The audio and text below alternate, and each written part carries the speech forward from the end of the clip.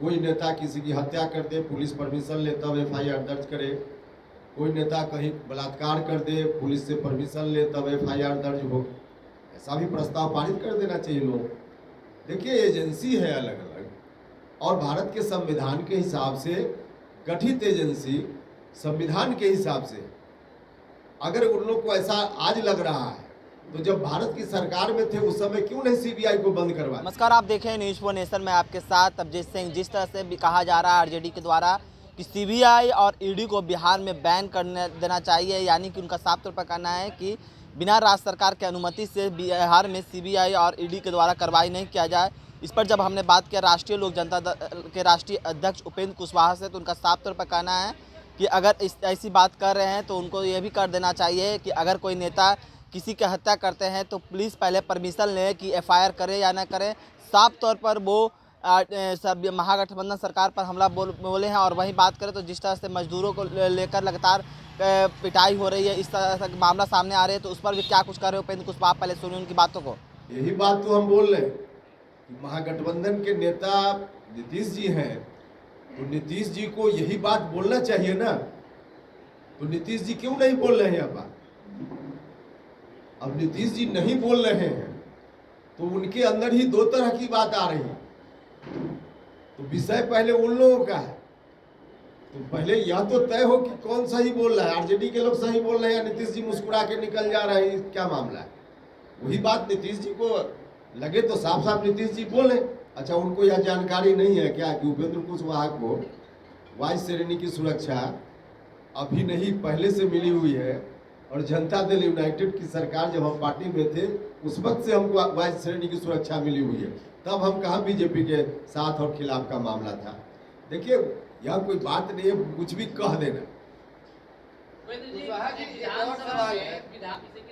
हाँ, तो एक प्रस्ताव और साथ साथ पारित कर देना चाहिए कि कोई नेता, अब नेता की परिभाषा क्या होगी पता नहीं, वही लोग तय करेंगे। कोई नेता किसी की हत्या कर दे, पुलिस परमिशन ले तब एफआईआर दर्ज करे। कोई नेता कहीं बलात्कार कर दे, पुलिस से परमिशन ले तब एफआईआर दर्ज हो। ऐसा भी प्रस्ताव पारित कर देना चाहिए लोग।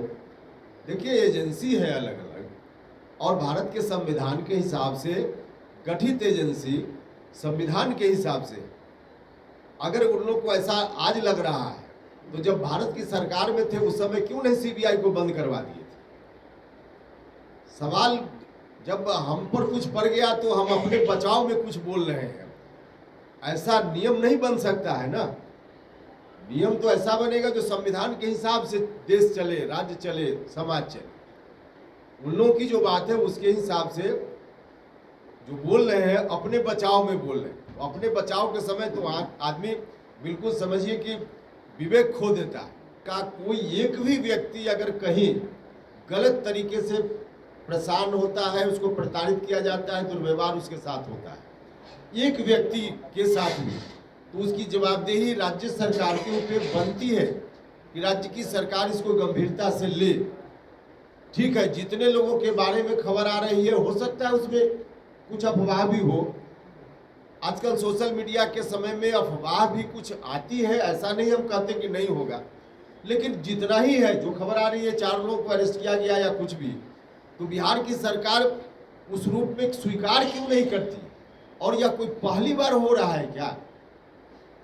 वहाँ उसके पहले असम में कभी, महाराष्ट्र में कभी, दिल्ली में कभी, अलग अलग जगह पे बिहार के लोगों के साथ तो इस तरह की घटनाएं होते ही रहती है।